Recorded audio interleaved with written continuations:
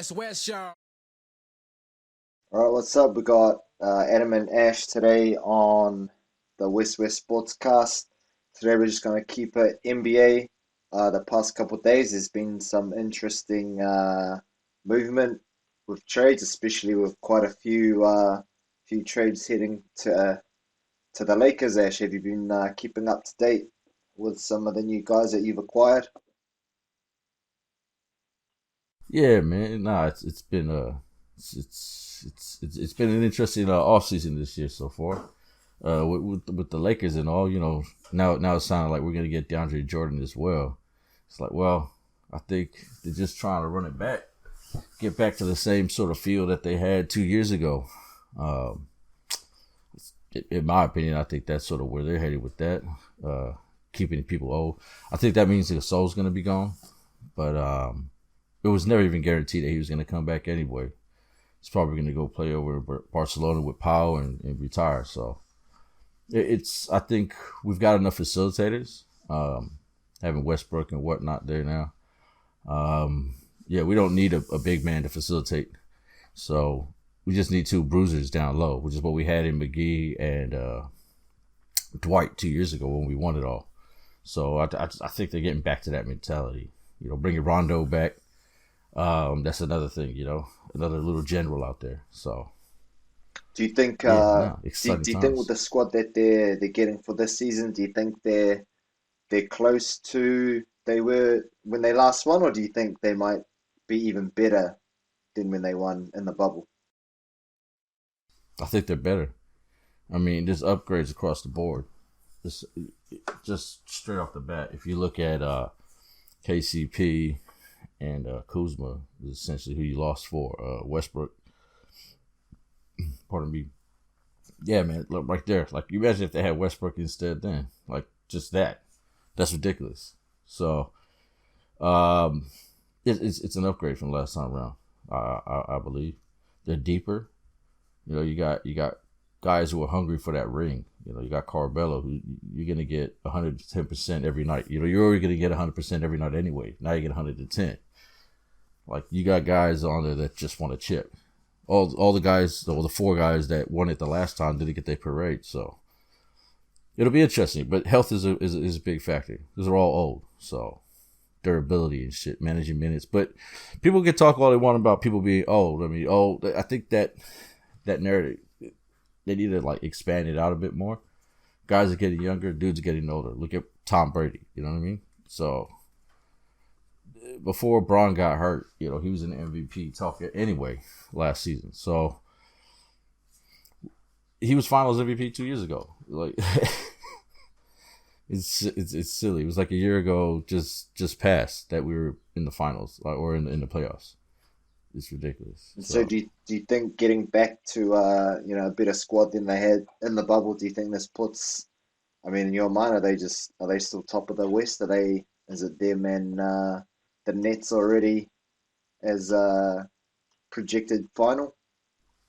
I think the Western Conference is the Lakers to lose. Utah will come back harder. Dallas, they're probably not done making moves, so who knows? But Dallas will come hard. You've got who's it?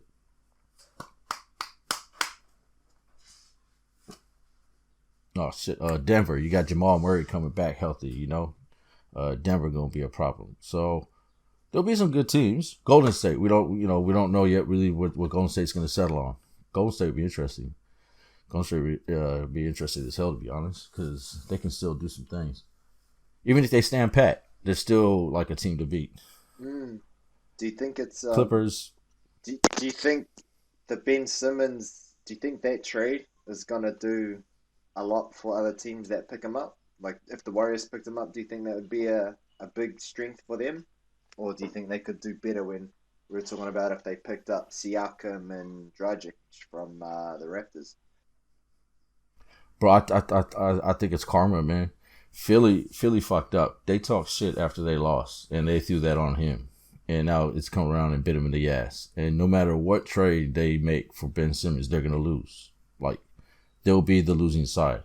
Because any team that gets Ben Simmons, they're going to get a Ben Simmons that's eager to learn, hungry to like say I'm better than that. I'm worth this money. That's the Ben Simmons they're gonna get. It's. I mean, in the past, a lot of players have done that. They get better in the next team. So I believe that's he'll. Who knows? He might even start shooting. Who knows? He might go somewhere and they might have an amazing shooting coach, and not that he become no Steph Curry, but Mm. I mean, yeah, Philly's already doing him dirty with that news clip that we shared on the chat. How they like, oh, Ben Simmons is leaving town and they had the fucking garbage bin floating down the river. Like, just said don't. They said he hit his head on the way out or something, and it showed that Ben hitting the bridge. Just fucked up. shit, It's man. dirty, man. Mm. I mean, they're known for being like they're notorious for being like a real cutthroat sort of city when it comes to sports fandom. But yeah, nah, there's no turning back for that whole situation. It's headed one way and one way only, and that's Ben Simmons is gonna be playing for someone else. Just when and who. Yeah, even Um, Embiid tried to. I think even Embiid tried to say he's like, nah, man, it wasn't his fault. It was my fault just as much as it was his. But like, it's gone to the head office now and they fucked up. So I think he's done. if I remember correctly, I think he was even one of the first ones to come out and talk shit about him too. You know what I mean? Like it's good on him. I've never been a real big Ben Simmons fan anyway, but good on him anyway for what he's doing. Like, What do you make of the Nets also getting a few guys, bringing LA back? Think that dude's done? Shouldn't be coming back? uh, that that right there. Um, I mean, the dude got sick. We were sort of waiting to see what he was going to be like anyway at that point, and then he got sick, and then we never really got to see him. And then it's like, well, now he's coming back. Look, I wish him all the best, because of what he had to go through and whatnot. But I don't think he's going to be like an integral part of their offense. If they're planning on using him like that, and he fucking pans out to be like that, then good on him. But oh shit, pardon me. But yeah, no, that whole LA thing. I mean, who else they got? They got Patty Mills. It's like the Lakers get criticized a lot for getting old players, but they're doing the exact same thing. Like the two of them, I saw a read earlier and it was funny, or tweeting the guy said there's literally only two teams in the NBA right now. It's Brooklyn. In the NBA, it's Brooklyn and LA. And Two old teams of stockpiling old guys. exactly, they're building teams around a handful of major stars, and it's just surrounding them for teams to win right now. It'd be interesting how if they both end up in the end, if they meet in the finals or not. I'd love for that to happen, but who knows? You never know. Mm. I know Cam didn't like us calling out Portland potentially, starting fresh, getting rid of McCollum and Lillard. What do you think of that? We were talking about the top five, or I think they had the top five trades on Bleacher Report for Simmons, and one of them was like completely, starting fresh with Portland. Do you think that's highly likely, or more of a far-fetched out there scenario? I, I don't. I don't know, man. It could happen to Portland. Portland's not really known for making big splashy trades or being part of those. If there is, I missed it, but I pretty sure when Clyde went from Portland to Houston, I don't even know if that was a trade or what. I can't remember that far back, but it might happen. I think the more likely scenario would be probably him to like maybe say Golden State on like an out of it, like oh shit, or even San Antonio. I saw a San Antonio scenario and I thought, ooh, him under Popovich, might be a good match. He's used to dealing with international players or whatnot, so. But yeah, who knows? He's definitely not gonna be in Philly. Tell you that. Yeah. He'll be gone before the season starts. What did you make of that John Wall trade to the Celtics potentially? Because they got rid of Chris Dunn. Yeah, I saw that. I reckon, bro. When you said that happened, and I went on to Bleacher Report, I saw that the other trade had happened, and I was like, oh, 2-2. There you go. They're making space. They might be making a play, man, because they're clearing. It looks like they're clearing cap room and dropping their numbers. That it makes sense. They've been with that typical type of guard, point guard for the last for ages. But is it really what you guys are looking for? Maybe you're better off spending more money on someone big, Yeah, I like a mean, big man. I mean, when I think of John Wall, I think, in his prime, he's explosive like Westbrook, and I didn't think the Celtics, they've normally had more of a facilitator. I mean, when you think about Rondo, right, when they were successful, but so I think, I mean, I don't even know much about the new coach. I don't even haven't followed him, don't know much about him. Do you know much about him at all? Nah, bro. Nah. But what you're saying, like about Rondo, like right? But see, back then they had the big dog. They had Paul Pierce and they had KG.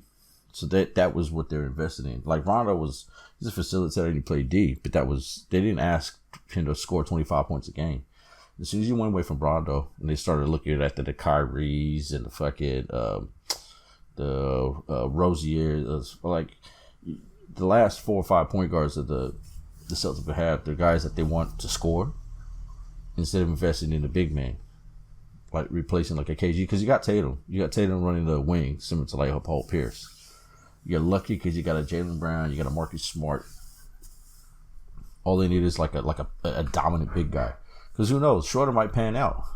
We can talk all the shit we want about Schroeder, but real talk, he was like running a 6-man a year 2 years ago. Like he did score when he played last year with us, so we clown him for the money thing, but he can still ball. Maybe that's all you need. Well, they've gone back with two old bigs. They got Al Horford, Al Horford and Enes Kanter again. They've already used it before. If there's a big play for them to make out there, can you imagine Ben Simmons on the Celtics? Mm, yeah, I mean, I like Al Horford, but yeah, he's like, I mean, we said with the Lakers and the Nets, like he is an older player, but to the point of, yeah, you just need a young, energetic, big guy, and they've got the Robert Williams, I think, or whatever, but Robert Williams a third, I but like that Robert Williams, man. yeah, he's Dude, good. he's a monster and shit. Yeah, he's good, but I already said that Celtics gonna be shit this season, so I'm not really too fussed about them. You got too many good teams now as well. The Heat and everyone that they stack in teams. Chicago, they might come up, and then obviously you got the Knicks as well. Like it'll be interesting for sure. Moments like this are good to sort of like just kick back in the background and just start stacking your chips and building your team, because Celtics got a badass thing. Like I reckon you guys are one big piece away from being like a serious contender in the East. Because, pardon me, Jason Tatum looking like Kobe, having flashes of Kobe-ness. That's who he sort of modeled his game on. And then you got Jaylen Brown, who is good in his zone, and you got Marcus Smart. Like I think that right there is going to be your guys' basis of like something special. It could be. I thought it was, but we'll see. You need a big man. Hmm. You been following much of the NFL this week? How's the Bears been going, man? Bears still sticking with Andy Dalton to start next week, so that's all good. But outside of my Bears, you got Tannehill for all you fantasy people. So Tannehill, he's healthy and shit. He's been taken off the COVID list, so if you got him as your starting QB, you'd be safe in fantasy. What else is there? Saquon Barkley, he's cleared to play, but it sounds like he might have limited minutes. So that's another one. He's starting in one of my leagues, so just be wary that you're not going to get a whole lot out of him probably. Other than that, it's just been business as usual. Everybody just getting ready for the next game. Oh, for the first game. But yeah, next game. About a week's time. I think next Friday, our time. We got Raiders and was it Cowboys and shit, I think the Chiefs maybe? Can't remember. Packers Saints coming up, right? Is that the last preseason or is it the first? Is that the first game of the season? Who is it? Packers and So Saints. oh, there we go. Dallas and Tampa Bay on Friday. It's the Cowboys and the Bucks. Oh yeah. That's the first game of the season. That'll be on the 10th, midday. Yeah. Would you make a Cam Newton getting the cut? Poor bastard. Look, it's good and it's bad. Like it's more good than bad because for him it allows him to go to a better situation. You know, he got paid. There's teams out there that have either wars at the quarterback because of niggling injuries, or you got situations where they haven't decided on a quarterback. So he can easily find a backup spot somewhere. So he'll end up somewhere, I reckon, possibly before season kicks off, maybe second week at the latest. Yeah, because I saw a video. I don't know what it was, but afterwards, I don't know who he was talking to, and he was like, there ain't 32 guys better than him, so he's obviously like confident and yeah, being cut, like I think that's being completely cut. I think is pretty ruthless because he is a skilled guy, and but yeah, like where do you see him fitting into other systems a lot better? Like, are there any teams that you see that he could potentially like fall into? Well, Dallas is a good situation because you got Dak Prescott, and he's not 100% healthy. You gotta look at teams like that where they haven't really invested in the backup QB. So what you get is like an instant, like a guy who's a starter basically, or like a seasoned starter. So you're not gambling whether the backup can play or not. So the Colts could have been a situation. It looks like Carson Wentz is gonna play, but it's another one, because they can do the same. They can turn around and cut their bench and then just pick up Cam Newton. But problem with Cam Newton for Cam Newton though is that his style doesn't suit everybody, and it's not a very what can you say style. Like he can't pick up all systems. Like he might not be to his best use in all systems, and a lot of teams won't adjust the system for him because he's at that advanced age. It's like, is it worth it? So that might be why he doesn't get picked right away. But I think eventually, maybe in a couple first week or two, he might get picked up. Just teams would be like, nah, that experiment didn't work. And then the pecking order changes, and then he's got himself like a second, third string opportunity. Do you think it's like his skill set? Because like you said, he doesn't fit a lot of systems. I can see him kind of fitting in with the Cowboys behind Dak, or like falling into that offensive game plan, I guess. But like some people have also said like might be issues with his like coachability. Do you think it's his maybe personality, or do you think it's like the skill set that he has as a QB, and he needs to fit into certain systems? Ah, look, all these pros, they all have their strong characters, man. It works for them. It works. Sometimes it doesn't. I think at the end of the day, it may have rubbed people the wrong way, but it's because of social media and whatnot. If people have a cry about shit, generally then shit gets pulled up. So that would be the only reason people might have a certain perception of the guy, but they're all professionals. We can't forget the dude he won the MVP, so he's not just some fucking former veteran quarterback. Like the dude went to the Super Bowl, albeit didn't win it, but fucking he's the man. Yeah, I remember that Super Almost. Bowl too. That was against the Almost. Broncos.